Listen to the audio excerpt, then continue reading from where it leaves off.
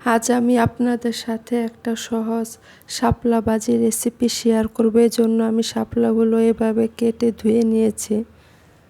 সাথে নিয়েছি কালো জিরা, তেল, লবণ, পেঁয়াজ, কাঁচামরিচ আর 2টো শুকনো মরিচ।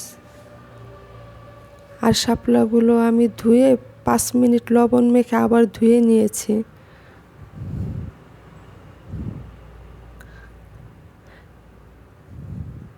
এবার আমি রান্নায় চলে আসলাম। এখন একটা ফ্রাই প্যান গরম করে ফ্রাই প্যানের মধ্যে পরিমাণ মতো তেল দিয়ে একটু কালি জিরা ফোড়ন দিলাম। দিয়ে এখন আমি একটা শুকনো মরিচ দিয়ে দিলাম।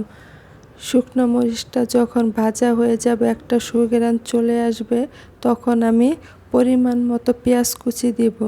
দিয়ে পেঁয়াজ কুচিটা আমি নরম করে ভেজে নিব। বেশি লাল করে ফেলা যাবে না,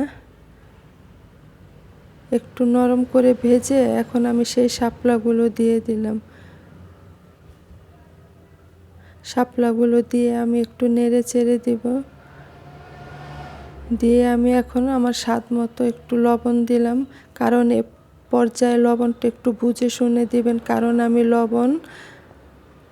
আগে লবণ দিয়ে মেখে রেখেছিলাম শাপলাগুলো। মেখে তারপর আমি একবার আবার একটু ধুয়ে নিয়েছিলাম। আমি ঢেকে দিয়েছিলাম, ঢাকনা সরিয়ে আমি আবার একটু নেড়ে চেড়ে নেব। এখন আমি 3-4টা কাঁচামরিচ ফালি দিয়ে দিলাম ঝালের জন্য।